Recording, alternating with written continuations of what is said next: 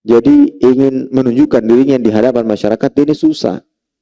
Hidup susah, fakir, miskin, dan segala macam. Padahal tujuan utama dia meminta-minta adalah untuk memperkaya diri. Untuk memperkaya diri. Untuk memperbanyak harta. Dan ini bukan menjadi rahasia lagi. Karena banyak yang terjadi ditemukan yang meminta-minta ternyata punya banyak harta.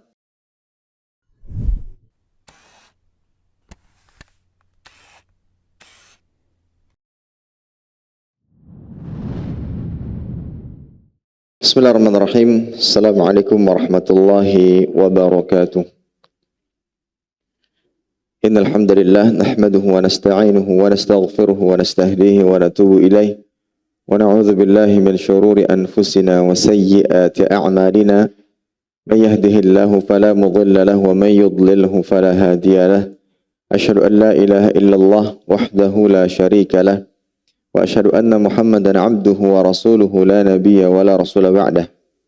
قال الله عز وجل يا أيها الذين آمنوا اتقوا الله حق تقاته ولا تموتن إلا وأنتم مسلمون.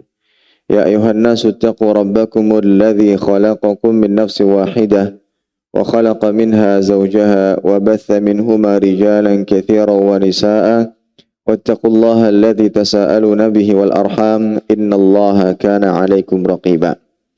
يا أيها الذين آمنوا اتقوا الله وقولوا قولا سديدا يصلح لكم أعمالكم ويغفر لكم ذنوبكم ومن يطع الله ورسوله فقد فاز فوزا عظيما. أما بعد فإن أصدق الحديث كتاب الله وخير الهدي هدي محمد صلى الله عليه وسلم وشر الأمور محدثاتها فإن كل محدثات في الدين بدعة وكل بدعة ضلالة وكل ضلالة في النار. A'yadzan billahi minan nar. Para hadirin sekalian, ibu-ibu, para akhwat, rahimani wa rahimakumullah ta'ala. Alhamdulillah senantiasa kita panjatkan rasa syukur kepada Allah tabaraka wa ta'ala atas segala limpah nikmat dan karunia yang Allah berikan kepada kita.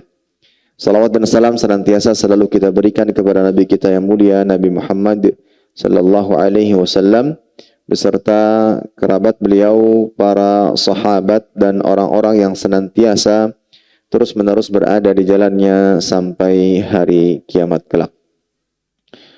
Para hadirin sekalian,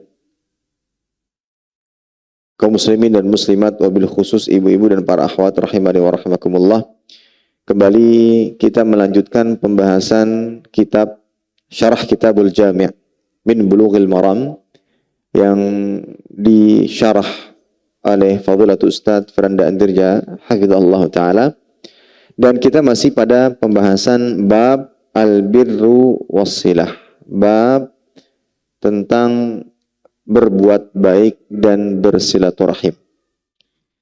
Dan kita masih juga dalam pembahasan hadis yang ketiga berkaitan dengan perbuatan yang haram, masuk kepada pembahasan dosa meminta-minta dan menyia-nyiakan harta.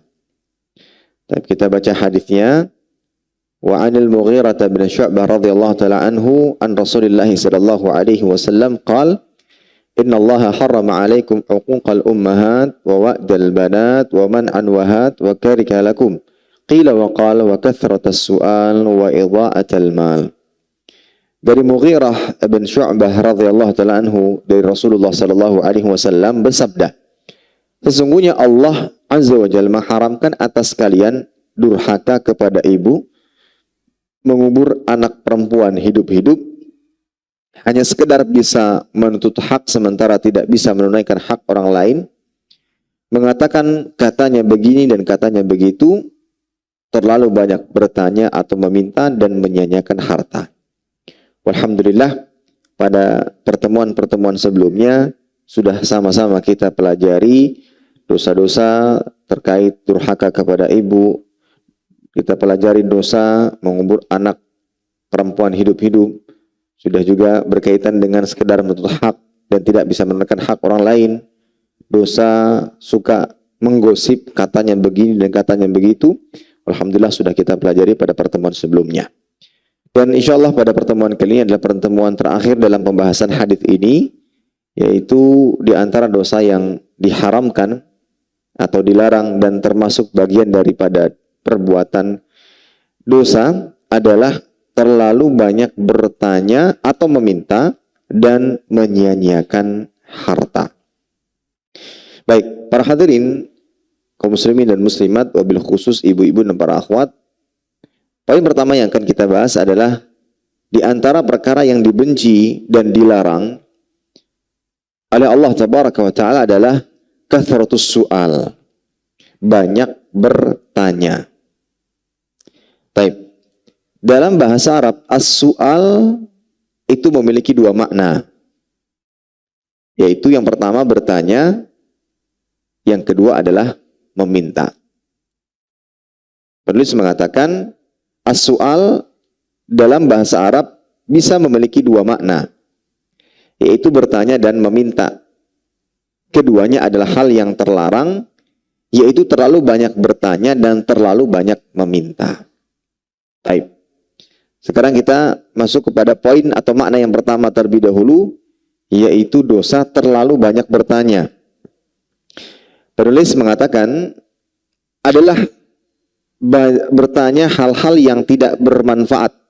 Terlalu banyak bertanya, maksudnya adalah bertanya hal-hal yang tidak bermanfaat. Seperti bertanya tentang hal-hal yang mustahil terjadi atau pertanyaan yang tujuannya untuk mencari keringanan. Misalnya hal-hal berikut ini. Pernah seorang ustadz ditanya, "Ustadz, apa hukum makan daging dinosaurus?"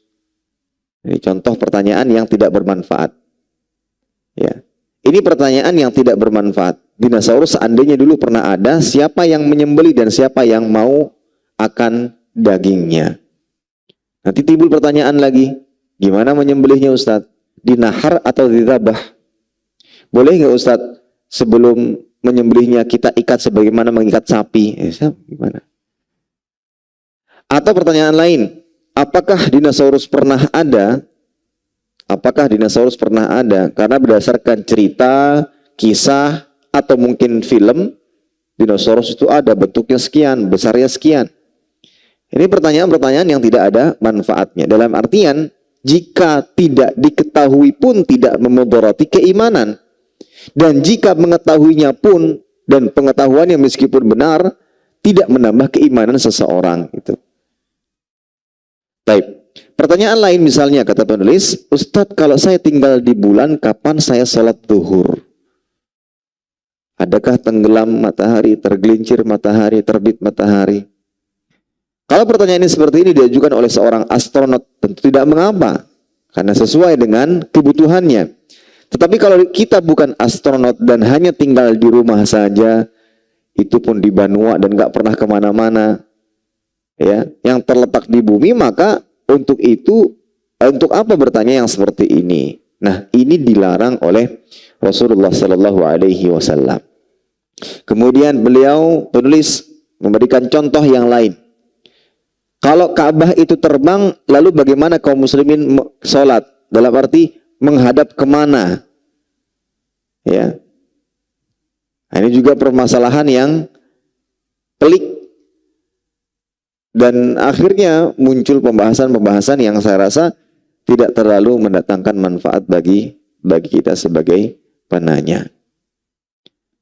Perlu diketahui para hadirin sekalian, banyak bertanya, terutama pertanyaan-pertanyaan yang tidak bermanfaat, itu ternyata di antara perkara yang dapat membinasakan. Untuk itulah kita dilarang terlalu banyak bertanya. Qila kathratus su'al, terlalu banyak bertanya. Ternyata ia merupakan perkara yang membinasakan. Apa dalilnya? Diriwayatkan oleh Imam Bukhari dan Muslim, Rasulullah sallallahu alaihi wasallam bersabda, "Da'uni ma taraktukum innama halaka man kana qablakum bisu'alihim wa ikhtilafihim ala anbiya'ihim." Biarkanlah apa yang aku tinggalkan bagi kalian, cukupkan dengan itu. Apa yang dijelaskan, apa yang diperintahkan, laksanakan. Sesungguhnya orang-orang sebelum kalian telah binasa karena banyak bertanya dan menyelisihi Nabi mereka. Terlalu banyak bertanya, ketika dijawab, ketika ditetapkan, ketika diwajibkan, malah diselisihi. Dan itulah yang terjadi bagi orang-orang yang sifatnya pembangkang. Mereka bertanya untuk memberatkan, Mereka bertanya hanya sebagai bentuk pembangkangan, dan ketika ditetapkan mereka menyelisihinya. Dan inilah penyebab kebinasaan. Fa idza nahaitukum an syai'in fastanibuhu wa idza amartukum bi amrin fa'tu minhu mastata'tum. Itulah kaidah yang mudah dan nyaman untuk dilakukan. Ketika datang larangan, jauhi. Ketika datang perintah, kerjakan sesuai kemampuan. Jadi tidak perlu banyak pertanyaan yang muncul. Sebagaimana digambarkan di dalam Al-Quran. Ketika diperintahkan untuk menyembelih, hewannya apa, warnanya apa. Ini kan membebani sesuatu melebihi daripada kapasitas yang ada.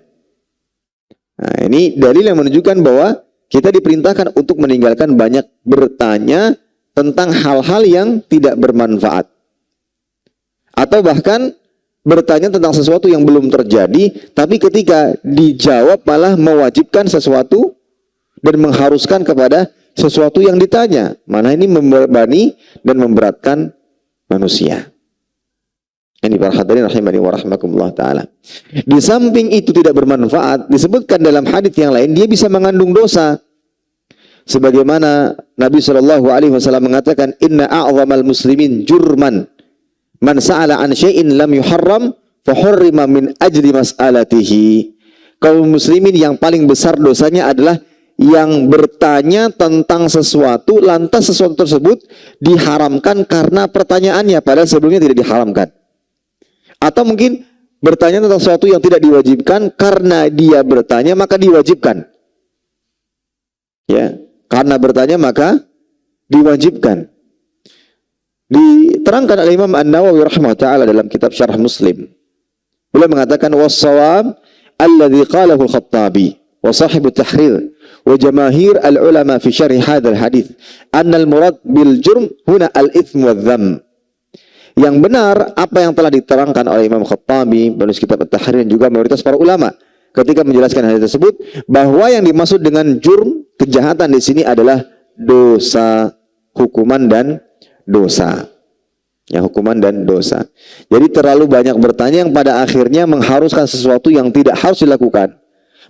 Diharamkannya sesuatu padahal tidak diharamkan, maka ini bagian daripada perbuatan dosa. Karena terlalu banyak bertanya sesuatu yang tidak bermanfaat bagi dirinya, apalagi orang banyak. Ya, ini para hadirin rahimani wa rahimakumullah ta'ala, hati-hati dengan bertanya. Kadang iseng atau kadang ingin menguji kemampuan atau keilmuan gurunya. Kira-kira jawab apa ya ustadznya? Makanya dikisahkan ada seorang syekh yang datang ke Indonesia. Kemudian beliau ditanya tentang jin.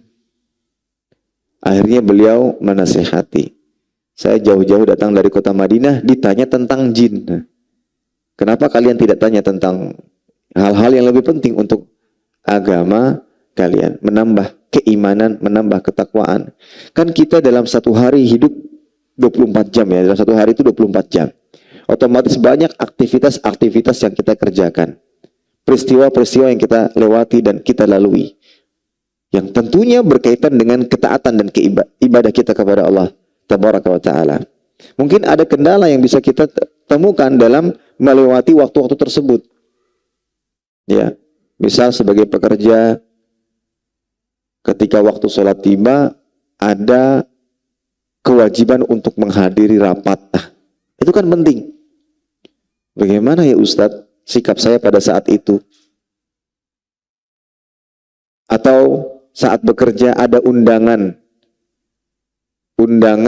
untuk menghadiri acara, dan acaranya isinya kemaksiatan dan seluruh karyawan wajib hadir. Ini kan hal-hal yang dia lewati dan dia lalui yang berkaitan erat dengan prinsip agama. Itu yang ditanyakan gitu. Mungkin ibu-ibu juga ketika di rumah dalam memberikan pendidikan kepada anak-anak akan menghadapi sesuatu yang perlu untuk ditanyakan, perlu untuk diarahkan oleh seorang ahli ilmu. Itu yang ditanyakan. Nah, ini semua berdasar dengan apa? Bertanya untuk diamalkan. Tapi kalau bertanya untuk wawasan tadi, muncul pertanyaan-pertanyaan yang sama sekali tidak mendatangkan manfaat dan tidak mendatangkan madarat ketika kita jahil tentangnya. Baik. Namun perlu diketahui banyak bertanya itu ada dua macam. Banyak bertanya hal yang bermanfaat dan dibutuhkan, maka ini sebuah perbuatan baik. Kalau banyak bertanyanya untuk sesuatu yang diperlukan dan dibutuhkan. Ustaz, saya punya pertanyaan 20. Banyak banget ya. Pertanyaan pertama ini, pertanyaan kedua ini, 3. Ternyata semua bermanfaat, itu tidak masalah. Ya. Tinggal diperhatikan adab-adab ketika bertanya kepada sang ustadz, nanti kita akan sampaikan. Tapi kalau banyak bertanya, tujuannya untuk memberat-beratkan diri, tujuannya untuk mengetes sang ustadz, tujuannya hanya sebagai wawasan belaka, maka ini sesuatu yang dilarang di dalam agama. Tapi kalau bertanya untuk hal-hal yang bermanfaat meskipun sering banyak, itu tidak masalah. Baik, kita akan menyebutkan beberapa adab bertanya yang harus selalu diingat. Ini sering kali disampaikan dan hendaknya selalu diperhatikan.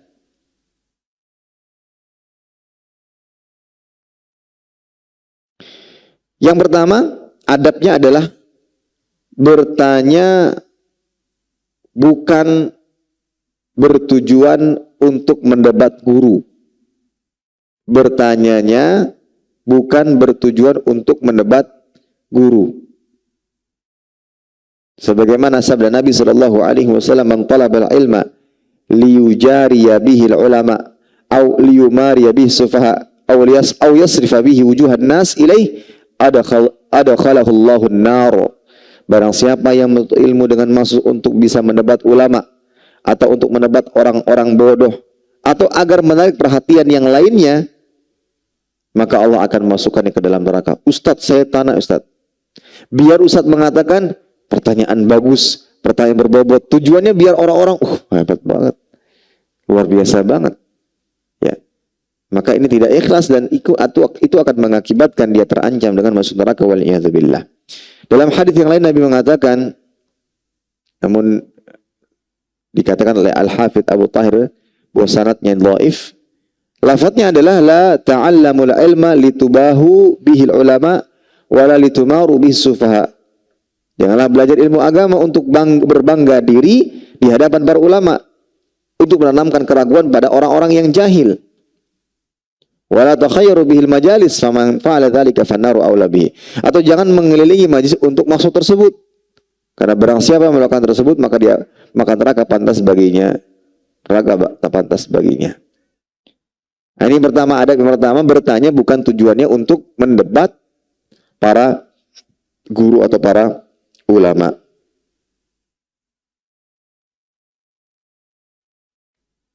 Baik. Kemudian yang kedua, adabnya adalah bertanya pertanyaan yang terjadi, bukan yang terjadi di dunia khayalan atau belum terjadi. Jadi bertanya sesuatu yang memang sering terjadi atau yang kita alami sendiri. Sesuatu yang kita alami sendiri itu. Bukan sesuatu yang belum terjadi atau bahkan di dunia khayalan. Ya.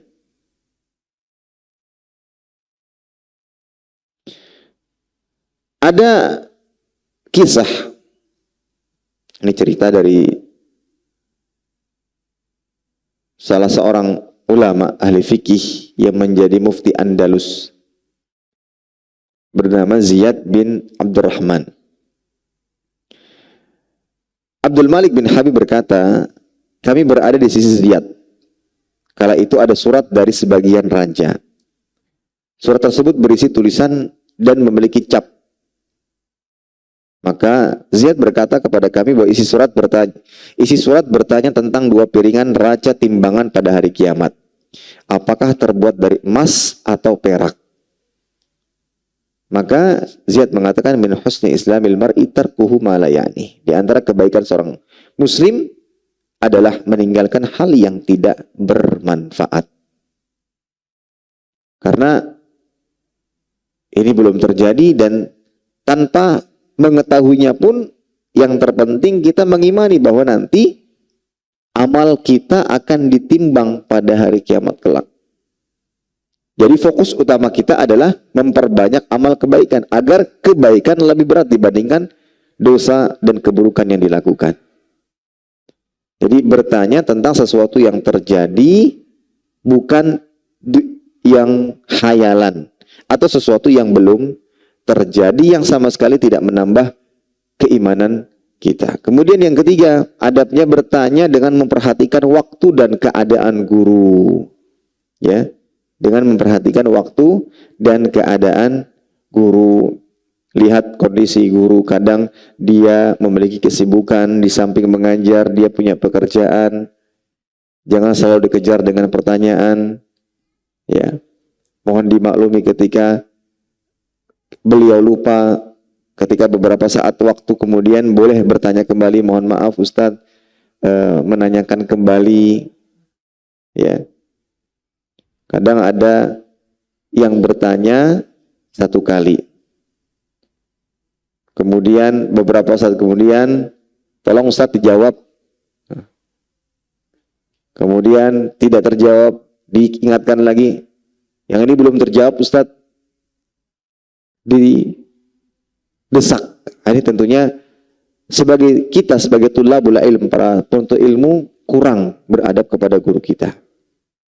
Kita tidak tahu apa yang saat itu sedang beliau alami, apa yang beliau hadapi.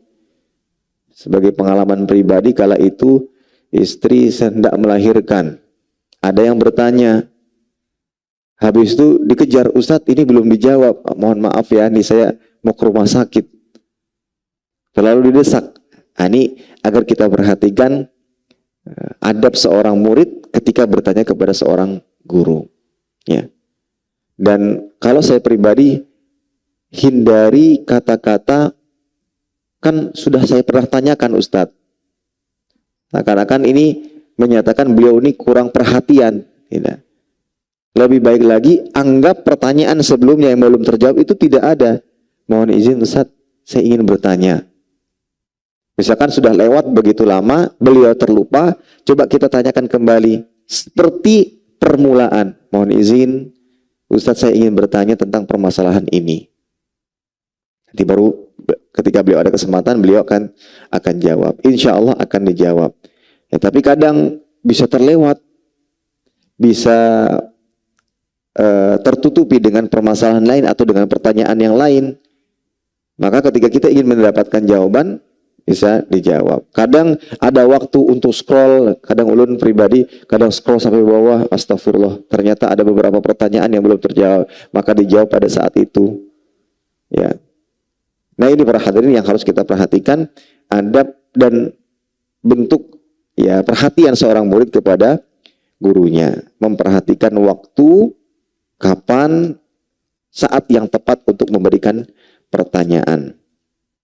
Ya, memperhatikan waktu kesibukan, memperhatikan pertanyaan di luar majelis, apalagi melalui SMS, telepon atau pesan WhatsApp yang belum tentu bisa dijawab setiap waktu atau tepat waktu. Ya, wallahu taala alam bissawab. Saya pernah dahulu bertanya kepada seorang guru dan belum dijawab. Maka kita harus mengedepankan husnudzan dan berikan uzur kepada beliau dengan kesibukan yang begitu banyak. Dan memang ternyata ya terlewat karena tertumpuk dengan SMS lain, chat-chat yang lain. Kalau memang tetap kita ingin mencari jawaban dari beliau, tanyakan kembali dengan bahasa yang seakan-akan ini adalah sebuah permulaan. Mohon maaf Ustaz, saya ingin bertanya kembali. Ini para hadirin, adab yang ketiga. Kemudian yang keempat, ini penting. Jangan sampai bertanya hanya untuk wawasan tanpa ada keinginan untuk diamalkan. Kalau hanya sebagai wawasan muncul pertanyaan-pertanyaan yang tadi tidak bermanfaat. Ya, makan daging dinosaurus boleh apa tidak? Jualan daging dinosaurus boleh apa tidak? Apakah dinosaurus itu ada? Dan yang semisalnya. Ya. Kalau dinosaurusnya binatang laut, apakah dinosaurus laut sama halnya dengan ikan-ikan yang binatang laut yang lainnya boleh dimakan? Bangkainya bagaimana? Ini kan tujuan dasarnya hanya wawasan. Setelah tahu, oh, makasih Ustadz. Cuma untuk berujung kepada O, huruf O. Oh, gitu Ustaz ya. Setelah itu hilang. Tapi berbeda dengan orang bertanya dengan dasar ingin mengamalkan sesuatu. Dan itu bisa didasari dengan apa yang dia alami sehari-harinya. Dia sebagai pedagang. Kan banyak itu kejadian-kejadian saat bertransaksi. Apalagi muncul kekhawatiran jika terjatuh kepada transaksi yang haram. Tanya kepada Ustaz, Ustaz boleh apa tidak? Ini boleh apa tidak? Ini boleh apa tidak? Itu. Ya. Muncul kekhawatiran tersebut. Akhirnya itu yang perlu ditanyakan. Apa yang terjadi, apa yang kita alami, itu yang lebih kita butuhkan. Dibandingkan bertanya sesuatu yang tidak kita lakukan, ya akhirnya akan muncul sebagai pertanyaan wawasan. Para ulama salaf mengatakan man amila bima alim awrathahu Allahu ilma ma lam ya'lam. Barang siapa mengamalkan ilmu yang telah ia ketahui, maka Allah akan mewariskan atau mengajarkan kepadanya ilmu yang belum ia ketahui. Ini adab yang keempat, bertanya karena tujuan untuk mengamalkan, bukan wawasan. Bukan hanya sebagai wawasan. Ya. Kadang saya mengapresiasi ketika ada pertanyaan, Ustadz, saya punya, misalnya awal-awal gitu, saya punya cerita, meskipun jangan panjang-panjang ceritanya ya. Ustadz, saya ada kejadian seperti ini. Jadi pertanyaan itu memang didasari tentang sesuatu yang dia alami. Namun dia mentok, ini nggak tahu sikap tepat menurut pandangan Islam atau pandangan syariat itu bagaimana. Akhirnya dia bertanya. Nah ini insya Allah akan membawanya kepada pengamalan. Bukan hanya sekedar wawasan. Kemudian yang kelima, jangan bertanya hanya ingin mencari simpati dan pujian belaka. Sebagaimana tadi. Ya bertanya memang tujuannya untuk ilmu dan untuk diamalkan, bukan hanya sekedar sebagai pujian belaka. Nah ini para hadirin rahimani wa rahimakumullah, berkaitan dengan banyak bertanya. Banyak bertanya untuk bermanfaat, boleh, perhatikan adab-adabnya. Banyak bertanya untuk hal-hal yang tidak bermanfaat, ini sesuatu yang dilarang di dalam agama. Taib. Makna yang kedua dari kathratus su'al, selain banyak bertanya adalah banyak meminta-minta. Meminta-minta tanpa alasan yang dibenarkan agama. Penulis Hafizahullah Ta'ala mengatakan seorang tidak dilarang untuk meminta bantuan orang lain. Tetapi kalau terlalu sering meminta tolong kepada orang lain, maka hatinya akan kurang bergantung kepada Allah Azza wa Jalla. Hendaknya seorang bergantung kepada Allah dan berusaha menjaga kehormatan atau izzah dirinya.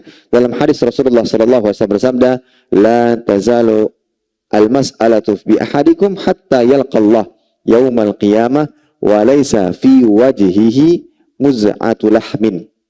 Senantiasa salah seorang dari kalian meminta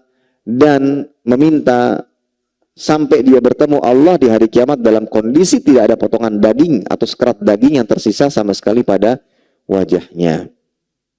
Artinya Allah akan membalas perbuatan tidak tahu malu berupa meminta-minta secara terus-menerus, takatsuran, dan dia sudah punya tetapi masih meminta lagi, yaitu meminta terus-terus, meminta dalam rangka untuk memperkaya diri. Nah Allah Ta'ala akan membalas perbuatan tersebut dengan hilangnya kerat muka dari wajahnya. Ya.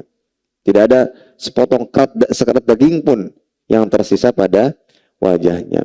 Adapun orang yang meminta karena benar-benar membutuhkan dan benar-benar karena tidak punya, maka tidak dilarang. Yang dilarang adalah jika sebenarnya dia berusaha sendiri dan tidak terlalu perlu meminta, tapi dia meminta-minta terus, ini yang bisa menghinakan diri seorang di hadapan manusia dan Allah Tabaraka wa Ta'ala. Ini para hadirin rahimani wa rahimakumullah, berkaitan dengan meminta-minta. Ya, berkaitan dengan meminta-minta, dan ini adalah perbuatan dosa. Dosa apa? Dosa besar. Karena dia diancam dengan hukuman. Kelak pada hari kiamat ia akan berjumpa dengan Allah Tabaraka wa Ta'ala, tidak memiliki potongan daging pun di wajahnya. Ya. Tidak memiliki potongan daging pun di wajahnya. Maka meminta-minta tanpa ada alasan syar'i, tanpa ada alasan yang dibenarkan, maka ini adalah perbuatan dosa besar yang harus kita jauhi. Baik. sebagaimana pernah disampaikan bahwa faktor meminta-minta itu ada beberapa. Ada faktor ketidakberdayaan, kefakiran dan kemiskinan yang dialami oleh sebagian orang yang terkena musibah, bencana, ya, musibah ditinggal meninggal oleh suaminya yang menyebabkan ia miskin. Ada faktor lain, ada faktor kesulitan ekonomi yang tengah dihadapi, ya, karena kerugian besar, karena musibah atau bencana yang menimpa, rugi, akhirnya kesulitan ekonomi. Ada lagi faktor yang datang belakangan tanpa disangka-sangka, mendadak misalkan, ya, misalnya mendadak harus menanggung hutang orang tuanya, faktor akhir, menanggung kebutuhan anak yatim misalnya, banyak biaya yang harus dia keluarkan. Nah, apabila ada faktor-faktor yang dibenarkan, maka dalam keadaan darurat, ya, dalam keadaan darurat, maka ini bisa dibenarkan. Dalam keadaan darurat ini bisa dibenarkan. Tapi kalau seandainya tujuannya hanya untuk memperkaya diri saja, ya, hanya untuk memperkaya diri saja, maka ini sesuatu yang dilarang dan diharamkan di dalam agama. Nah, oleh karena itu pengemis atau yang meminta-minta itu bisa dibagi menjadi dua kelompok. Kelompok pengemis yang benar-benar membutuhkan bantuan secara real, secara kenyataan hidup. Ya, mereka menderita karena faktor-faktor tadi. Faktor-faktor yang dibenarkan. Sehingga sulit untuk makan di hari-hari yang ia lalui. Sulit. Nah, pada saat itu dia meminta yang ia lakukan tidak berdosa dalam keadaan darurat. Ya, dalam keadaan darurat. Meskipun kita dituntut untuk lebih peka dengan orang-orang yang ada di sekitar kita, karena untuk orang-orang yang beriman, meskipun mereka merasa berat dengan kehidupannya, kadang mereka lebih memilih untuk menahan diri meminta-minta. Kitalah yang dituntut untuk berusaha membantu dan menolong mereka. Nah, ini jenis kelompok yang pertama. Jadi mereka betul-betul membutuhkan bantuan. Dan yang biasanya karena betul-betul membutuhkan bantuan, mereka hanya meminta untuk menutupi kebutuhan, bukan untuk memperkaya diri, untuk memperbanyak kekayaan, tidak. Hanya untuk menutupi kebutuhan. Ketika kebutuhan sudah tertutupi, misal sampai dia mendapatkan pekerjaan baru atau telah mendapatkan pekerjaan yang dengannya dia bisa mendapatkan penghasilan bulanan yang mencukupi untuk kebutuhan hari-harinya, maka dia sudah mencukupi dengan itu semua. Tidak melanjutkan permintaan atau perbuatan seperti meminta-minta. Adapun kelompok yang kedua, ini kelompok yang pintar memainkan sandiwara dan tipu muslihat, memposisikan diri sebagaimana orang susah, ya, orang susah. Jadi ingin menunjukkan dirinya di hadapan masyarakat, ini susah, hidup susah, fakir, miskin dan segala macam. Padahal tujuan utama dia meminta-minta adalah untuk memperkaya diri, untuk memperbanyak harta. Dan ini bukan menjadi rahasia lagi, karena banyak yang terjadi ditemukan yang meminta-minta ternyata punya banyak harta. Yang meminta-minta punya banyak harta. Nah, untuk itu perbuatan yang seperti ini tidak dilandasi dengan alasan yang benar, adalah perbuatan yang diharamkan. Rasulullah SAW bersabda dalam hadis yang lain, "Man sa'ala bi ghairi faqrin faka'annama ya'kulul jamra." Barang siapa yang meminta-minta kepada orang yang tanpa adanya kebutuhan, maka seolah-olah ia memakan bara api. Ya, seolah-olah ia memakan bara api. Dalam hadis yang lain diriwayatkan Imam Muslim, "Man sa'ala an-nas amwalahum takaththuran fa inna ma ya'kulu jamran falyastaqil aw liyastakthir." Barang siapa meminta-minta kepada orang lain dengan tujuan untuk memperbanyak kekayaan, tujuannya adalah untuk memperbanyak kekayaan belaka, minta sana, minta sini, bahkan kadang cemberut ketika dia diberi uang yang sedikit. 2.000 jak, cuma 5.000, ya. Atau bahkan ratusan rupiah dia marah dengan itu semua. Ini tanda bahwa tujuannya adalah untuk memperkaya diri. Nah, barang siapa yang meminta-minta harta orang lain dalam rangka untuk memperkaya diri, itu sama halnya dia sedang meminta bara api. Terserah kepadanya, dia akan mengumpulkan sedikit atau banyak. Tergantung, semakin banyak dia meminta, semakin dia memperkaya dirinya dengan harta, meminta-minta, maka sama halnya dia sedang mengumpulkan bara api. Wal'iyadzubillah. Ini dalil juga yang menunjukkan bahwa minta-minta tanpa alasan dibenarkan adalah perbuatan yang haram dan dosa besar. Ya. Dalam hadis yang lain lagi Nabi mengatakan, al-mas'alatu kaddun yakaddu biha ar-rajul wajhah illa ayyas'ala ar-rajul sultanan au fi amrin la budda minhu. Minta-minta itu merupakan cakaran yang seseorang mencakar wajahnya dengannya, ya. Yang seseorang mencakar wajahnya dengan. Jadi kalau suka minta-minta itu sama halnya dengan seperti mencakar-cakar atau mencabik-cabik wajahnya dengan cakarannya sendiri. Ini juga menunjukkan bahwa perbuatan ini perbuatan yang diharamkan di dalam Islam. Ya. Yang lebih baik, yang lebih utama, yang lebih mulia adalah bekerja. Bekerja meskipun dengan penghasilan yang sedikit, tapi insya Allah cukup dan lebih berkah.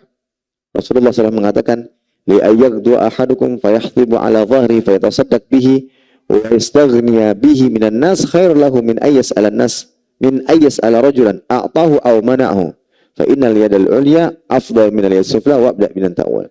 Jika salah seorang di antara kalian pergi di pagi hari lalu mencari kayu bakar yang dipikul di panggul atau di punggungnya, ya, kemudian dia menjualnya, kemudian dia bersedekah dengan hasilnya, baik sedekah yang diberikan kepada anak istrinya dengan nafkah, dan dia merasa cukup dari apa yang ada di tangan orang lain, dalam artian tidak meminta-minta, tidak butuh dengan bantuan orang lain, dia mencukupkan dirinya dengan apa yang didapatkan, maka itu lebih baik baginya, ya, daripada harus meminta-minta kepada orang lain, baik mereka memberi atau tidak. Karena tangan di atas lebih baik daripada tangan di bawah. Maka mulailah dengan menafkahi orang yang engkau tanggung, ya. Nah, ini semua menunjukkan bahwa meminta-minta adalah perbuatan yang diharamkan, kecuali meminta bagi seorang yang betul-betul membutuhkan. Seperti ya, dengan faktor-faktor yang telah disebutkan tadi.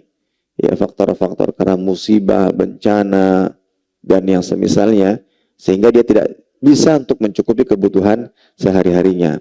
Ya, meskipun demikian, kadang orang-orang beriman tidak mau harus membebani orang lain dengan cara meminta-minta, tapi dia tetap berusaha mencari pekerjaan, ya, meminta pekerjaan, tidak ingin mendapatkan hasil tanpa ada usaha sedikit pun. Ini para hadirin rahimani wa rahimakumullah, berkaitan dengan masalah meminta-minta, ya, berkaitan dengan masalah meminta-minta. Yang jelas hadis ini menunjukkan bahwa meminta-minta tanpa ada alasan benar adalah perbuatan dosa, dan ia merupakan dosa besar karena terdapat ancaman dari Nabi Muhammad SAW atau oleh Allah Tabaraka wa Ta'ala. Nah, kemudian yang ketiga atau yang terakhir dalam hadis ini, di antara perbuatan yang dilarang adalah idha'atul mal, menghabiskan harta dengan sia-sia. Menghabiskan harta dengan sia-sia tanpa ada alasan yang dibenarkan syariat agama. Baik. Penulis hafizahullah ta'ala mengatakan,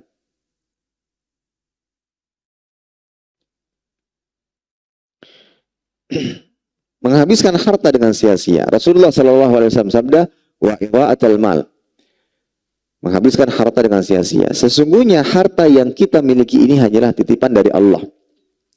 Allah Azza wa Jalla telah menyampaikan dalam Al-Quran, wa atuhum min malillahi alladhi atakum. Berikanlah kepada mereka dari harta Allah yang Allah berikan kepada kalian. Yang kita garis bawahi adalah min malillah, dari harta. Serahkan, berikan kepada mereka dari harta Allah. Ini antara bukti bahwa apa yang kita miliki adalah titipan dari Allah. Tatkala kita meninggal dunia, maka kita tidak bisa seenaknya membagi harta tersebut sesuai dengan kemampuan kita. Tetapi begitu kita meninggal dunia, harta kita langsung masuk ke dalam aturan pemilik harta yang sesungguhnya, yaitu Allah Azza wa Jalla. Harta itu tidak boleh diberikan kepada orang yang kita senangi, tetapi harta itu harus dibagi sesuai dengan aturan warisan yang Allah Azza wa Jalla tetapkan dalam Al-Quran. Hal ini menunjukkan bahwa harta kita hanyalah amanah atau titipan dari Allah Tabaraka wa Ta'ala. Oleh karenanya, Allah Azza wa Jalla akan memintai pertanggungjawaban tentang penggunaan amanah ini. Karena harta adalah titipan Allah, kita kelak pada hari kiamat akan diminta pertanggungjawaban. Sebagaimana ditunjukkan di dalam hadis yang sahih, Rasulullah SAW menyebutkan, "Lan tazula qadama 'abdin yaumal qiyamah hatta yus'ala an arba', an syababihi fima abla, wa an umrihi fima afna, wa an malihi min aina iktasabahu wa fima anfaqah." Tidak akan bergeser kedua kaki anak Adam kelak pada hari kiamat hingga ditanya 4 perkara tentang masa mudanya untuk apa digunakan, umurnya untuk apa dihabiskan, hartanya dari mana didapatkan dan kemana disalurkan. Akan ditanya oleh Allah Tabaraka wa Ta'ala. Berkaitan dengan harta, harta akan ditanya. Harta titipan. Ya sebagaimana ketika kita menitipkan harta kita kepada orang lain, kita minta pertanggungjawaban. Harta saya untuk engkau apakan? Engkau kembangkan atau engkau habiskan? Nah, jadi harta yang kita miliki semua adalah titipan Allah, yang mana kelak pada hari kiamat akan ditanya kemana kita menginfakkan harta tersebut. Baik, lanjut, menurut hadis ini, di hari kiamat Allah akan menanyakan 4 perkara kepada setiap hamba. Di antara 4 perkara tersebut, salah satunya adalah tentang hartanya. Dari mana harta itu diperoleh dan kemana harta itu dihabiskan. Pertanyaan kedua inilah yang akan kita bahas dalam pembahasan ini, yaitu wa fima anfaqah, kemana harta itu dihabiskan. Sebagai suatu amanah, tidak boleh kita sembarangan dalam menghabiskan harta. Jika harta yang kita miliki kita habiskan dengan sia-sia, maka kita akan dihisab oleh Allah dan diazab karena penggunaan harta yang sia-sia tersebut. Oleh karenanya para ulama rahimahullah membagi penggunaan harta menjadi 3 bagian, yaitu sebagai berikut. Pertama, penggunaan harta yang haram. Penggunaan harta yang haram, yaitu seorang menggunakan harta dengan cara-cara yang tidak dibenarkan oleh syariat. Contohnya, menggunakan atau menghambur-hamburkan harta untuk perkara yang haram yang dibenci oleh Allah dan Rasulnya Shallallahu Alaihi Wasallam. Ada banyak sekali model penggunaan harta pada hal-hal yang haram.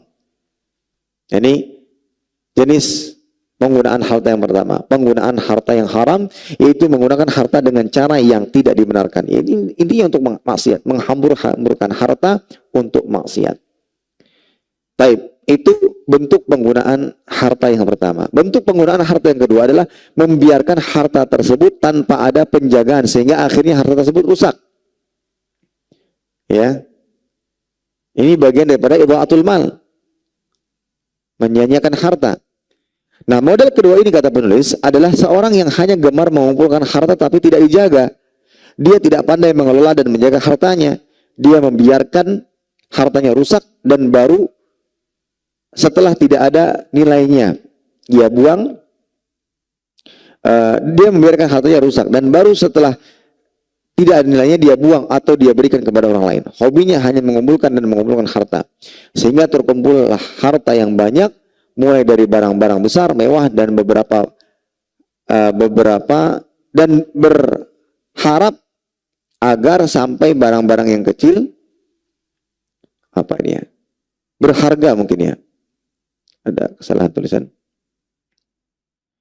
Ya, mulai dari barang-barang mewah, besar, mewah, dan berharga sampai barang-barang yang kecil, ya, dan sampai barang-barang yang kecil. Jadi ada sebagian yang hobinya mengoleksi harta. Harta itu bukan hanya sekedar uang ya. Bisa jadi ya kalau wanita sukanya mengoleksi barang-barang mewah-mewah tertentu. Yang ketiga sudah bosan, ya, rusak, tidak dimanfaatkan sebagaimana mestinya, ya. Ada beberapa contoh model orang seperti ini, misalnya sebagai berikut kata penulis. Contoh pertama, orang yang hobi mengumpulkan mobil atau kendaraan lainnya. Setelah memiliki banyak mobil, maka ia tidak sanggup lagi merawatnya sehingga kebanyakannya menjadi rusak. Ini semua menunjukkan bahwa benar apa yang dikatakan oleh Nabi Shallallahu Alaihi Wasallam. Tidaklah harta yang dimiliki oleh anak Adam itu kecuali yang dia gunakan. Itu hartanya.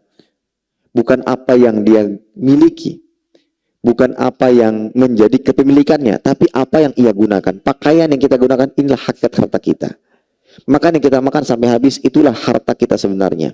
Atau harta yang kita sedekahkan di jalan Allah, itulah harta kita yang menjadi investasi buat akhirat. Yang hasilnya, manfaatnya bisa kita rasakan nantinya. Tapi apa yang kita miliki, yang kita simpan, yang kita letakkan di gudang, mobil-mobil berjejer, berdebu, tidak bisa dirawat, itu bukan harta kita sebenarnya. Ketika kita meninggal, itu akan dimiliki oleh orang lain. Gitu. Nah, ini contoh. Ada orang yang sukanya mengumpulkan banyak harta, tapi tidak bisa merawat dan menjaganya, pada akhirnya rusak. Contoh kedua, orang yang gemar mengumpulkan banyak beras atau makanan, dibiarkan makanan itu menumpuk dan rusak. Kemudian setelah itu dibuang. Padahal di saat yang sama ada tetangganya perlu makanan seperti itu, tapi dia tidak mau memberikannya dan lebih suka menimbunnya sampai kemudian terbuang sia-sia. Ini bentuk idha'atul mal. Contoh ketiga, orang yang membuang harta yang masih bisa digunakan. Hal ini sering dilakukan oleh orang-orang yang memiliki sifat angkuh dan gengsi yang tinggi. Sehingga karena sifat jeleknya itu, harta yang semestinya masih bisa digunakan oleh orang lain, namun dibuang begitu saja karena dia merasa tidak memerlukannya lagi. Hal seperti ini termasuk bentuk tabdzir. Sehingga dengan hal ini, semisal dengan hal ini adalah membuang makanan yang masih bisa dimakan dan membuang benda-benda yang masih bisa dipakai. Nah, ini bentuk penggunaan harta yang ketiga, yang bagiannya merupakan bagian daripada idha'atul mal, sia-sia. Yang kedua ya, Afan. Kemudian yang ketiga, penggunaan harta yang mustahab. Bentuk penggunaan harta yang mustahab, yang dianjurkan. Yang termasuk penggunaan harta yang mustahab atau dianjurkan adalah menginfakkan harta pada hal-hal kebaikan dan ketaatan yang disukai Allah. Ada banyak cara yang dapat ditempuh untuk menggunakan harta yang dianjurkan seperti ini.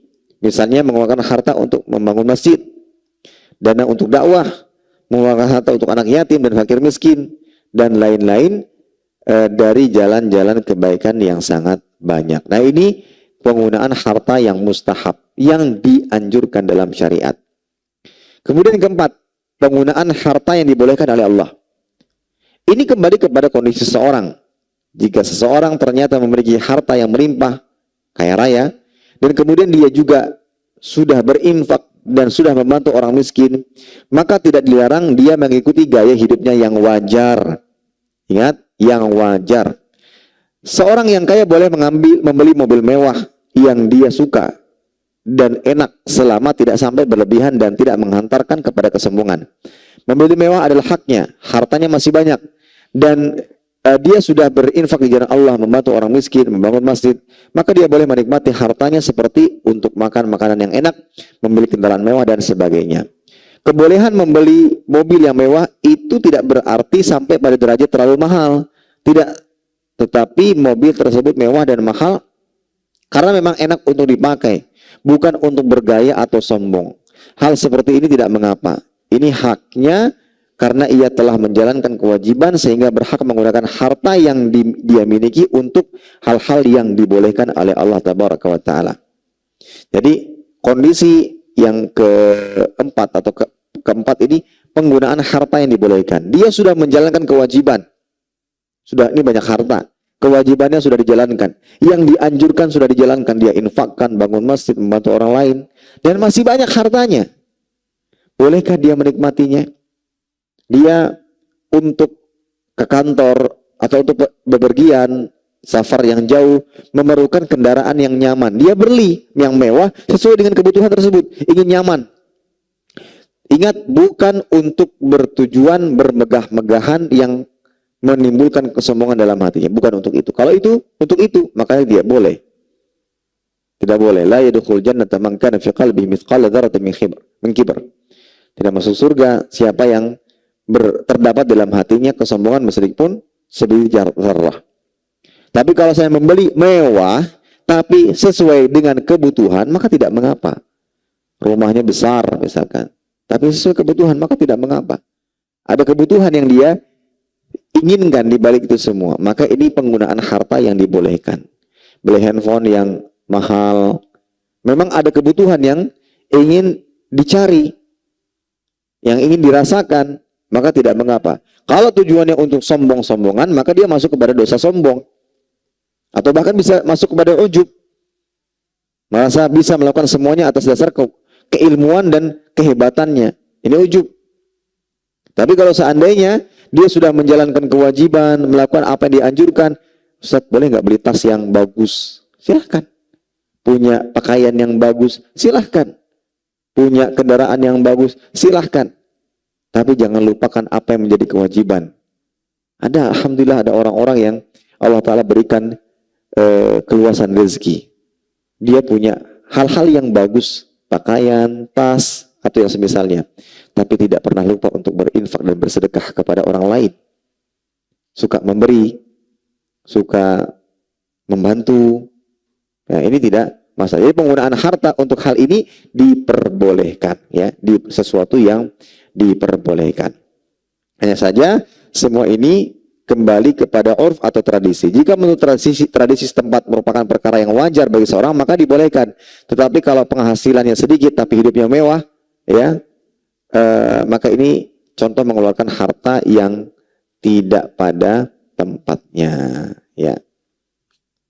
Ini para hadirin rahimani wa rahimakumullah ta'ala berkaitan dengan penggunaan harta. Jadi kita ulangi ya, penggunaan harta ini ada beberapa macam.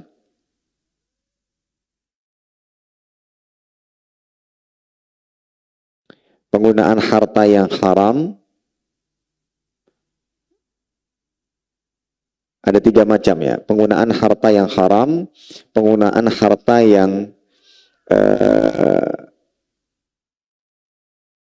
mustahab atau dianjurkan, dan penggunaan harta yang dibolehkan. Kalau penggunaan harta yang haram ini itu ada 2. Ini mungkin ada kesalahan dalam penyusunan atau penyebutan tadi ya.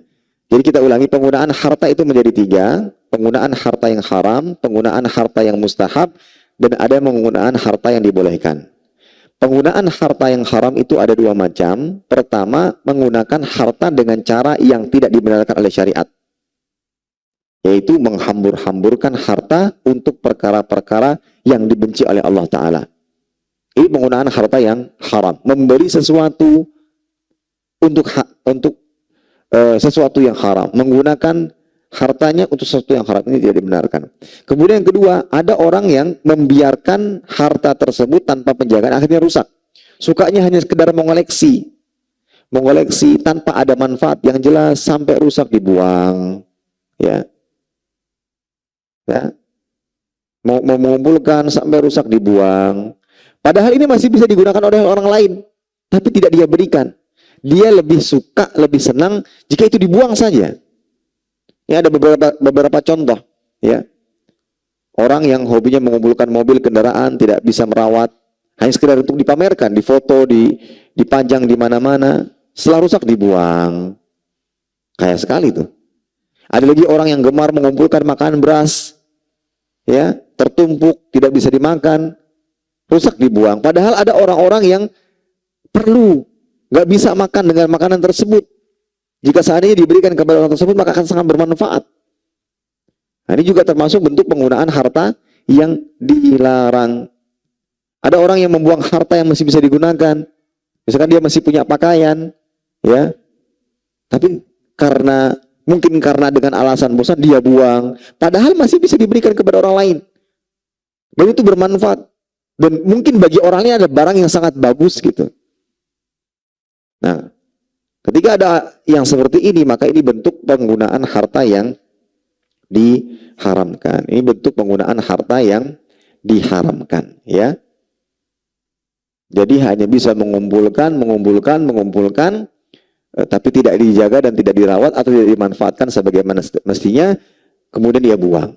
Ya, seharusnya dia membeli sesuatu yang dia gunakan, dia membeli sesuatu yang dibutuhkan, namun ketika masih bisa diberikan kepada orang lain, maka berikan kepada orang lain, dirawat, diberikan, ya, sebagai bentuk sedekah kepada orang lain.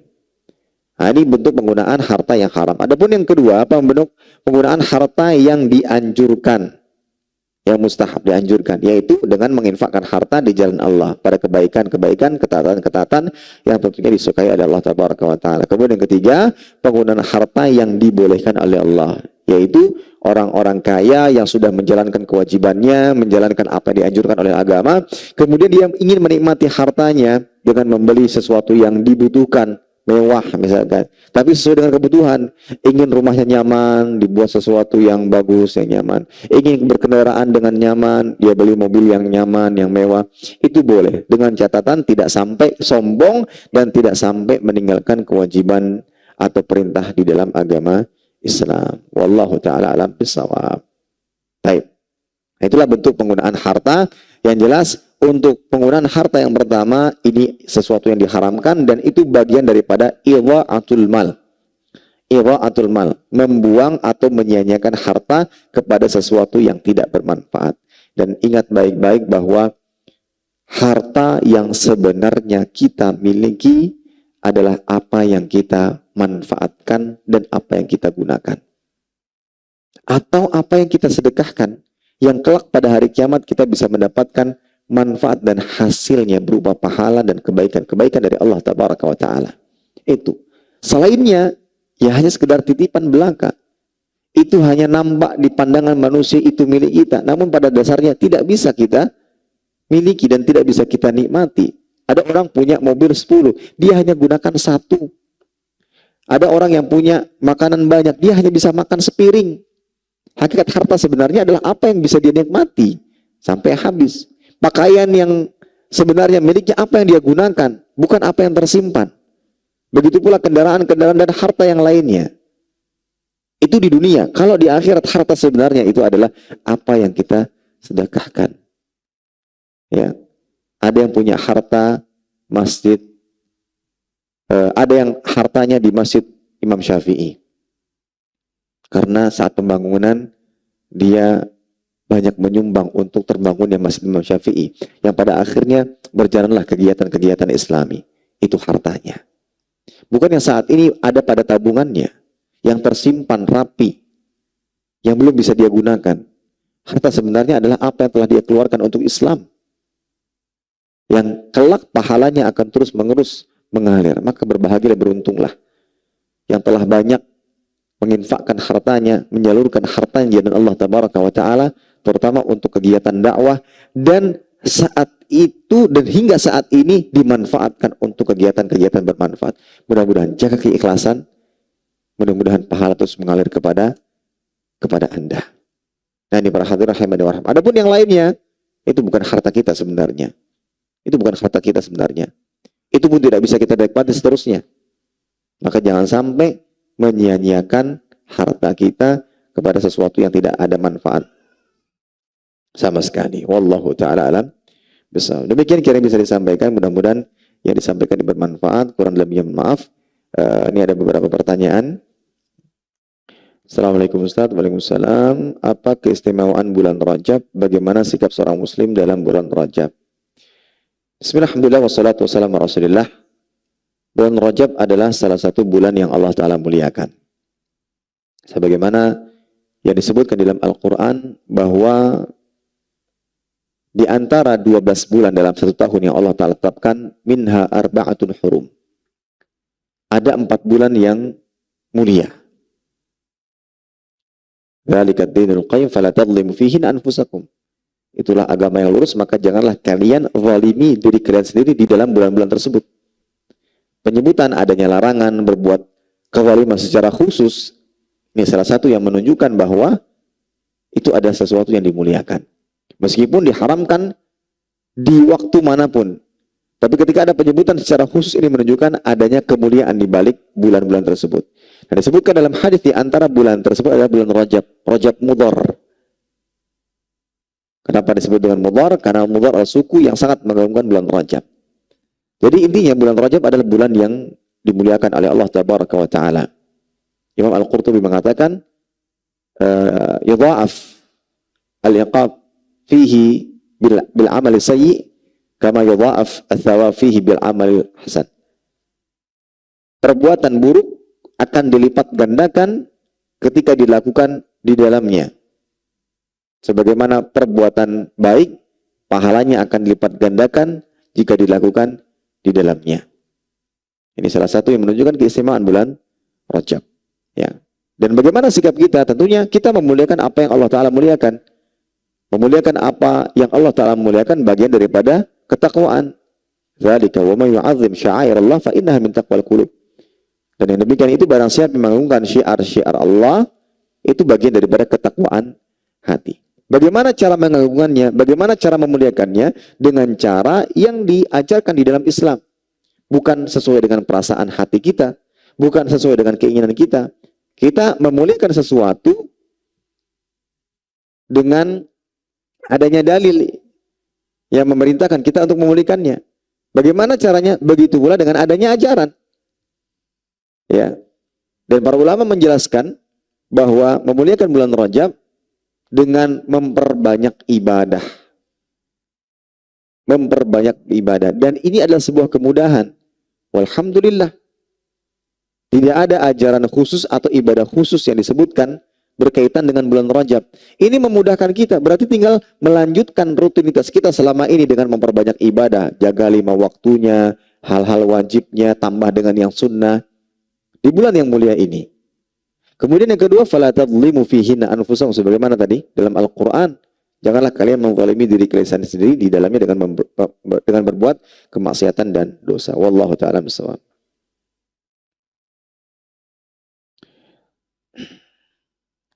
Bismillah, assalamualaikum Ustaz, waalaikumsalam. Semoga Allah memberkahi ilmu, umur, harta, dan keluarga pian serta kita semuanya, Allah amin. Apa hukumnya bersedekah dengan niat ingin mendapatkan harta lain yang lebih besar nilainya dengan berdalih dengan janji Allah Ta'ala dalam Al-Quran? Jazakumullahu khairan. Baik, bismillah, alhamdulillah, wassalatu wassalamu rasulullah. Lebih luas daripada ini, bolehkah seseorang menggandakan niat dalam melakukan ibadah? Selain ibadah, tapi juga ingin atau berniat untuk mendapatkan keuntungan duniawi. Seperti diantaranya adalah apa yang berkaitan dengan pembahasan kita, bahwa menyambung silaturahim adalah sebab dipanjangkan umurnya dan dilapangkan rezekinya.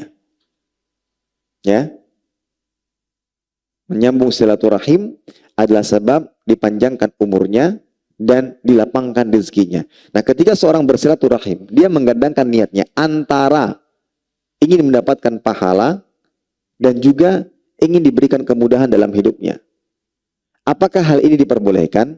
Para ulama khilaf dalam hal ini. Yang lebih utama memang hanya memfokuskan niat untuk menggapai ridha Allah Tabaraka wa Ta'ala. Dan insya Allah untuk kehidupan dunia Allah akan memberkahinya. Taqwa, wa may yattaqillaha yaj'al lahu makhraja wa yarzuqhu min haitsu la yahtasib. Barang siapa bertakwa kepada Allah Tabaraka wa Ta'ala, Allah akan berikan jalan keluar atas permasalahan kehidupan dan akan Allah berikan rezeki dari arah yang tidak disangka-sangka. Itu yang lebih utama. Namun jika seandainya dia menggandengkan niatnya untuk tujuan lain, maka para ulama mengatakan boleh jika memang ada dalil yang menunjukkannya. Seperti menyambung silaturahim tadi. Ya, menyambung silaturahim tadi adalah perbuatan yang disebutkan keutamaannya dipanjangkan umur dan dilapangkan rezeki. Dilapangkan rezeki. Nah, pertanyaan ini dikembalikan kepada perusahaan tersebut. Ada hadits yang menyatakan mana qasat shadaqatun min mal. Tidaklah harta berkurang karena sedekah. Mudah-mudahan Allah Ta'ala akan berikan ganjaran kebaikan di balik sedekah yang kita keluarkan. Tapi tadi yang lebih utama, niatkan ini murni karena Allah, karena ibadah kepada Allah. dan jangan pernah ragu akan janji Allah Subhanahu wa taala. Wallahu taala alam bisawab. Karena begini, syaitan itu tidak pernah berhenti untuk membisikkan ke dalam hati manusia. Kadang ketika dia mendapatkan apa yang dia inginkan di balik ibadah-ibadah tadi, ini bisa menafikan niatnya untuk Allah atau ikhlas karena Allah. Yang pada akhirnya ketika dia melakukan ibadah tersebut murni karena untuk dunia, maka tentunya ini tidak dibenarkan. Ya, ini tidak dibenarkan. Tapi kalau seandainya niatnya menggandakan karena Allah dan juga karena ingin sesuatu keuntungan duniawi untuk perkara-perkara yang dibolehkan secara syariat, maka tidak mengapa.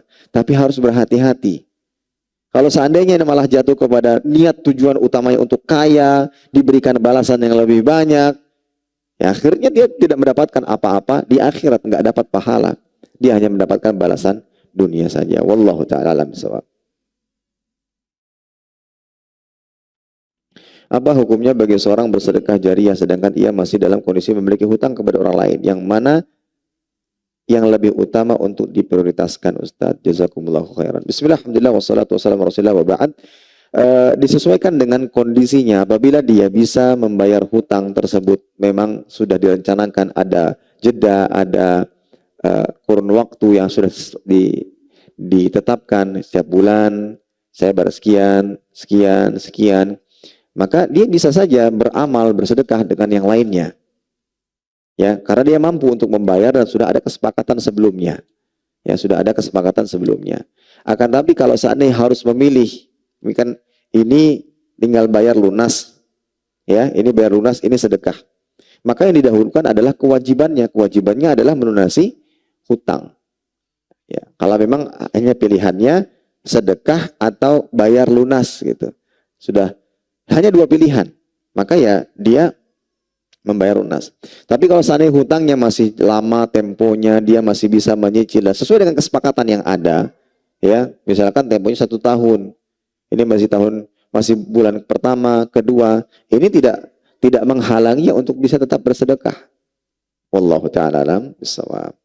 Demikian kiranya bisa disampaikan, mudah-mudahan bermanfaat. Kurang lebihnya ulun mohon maaf.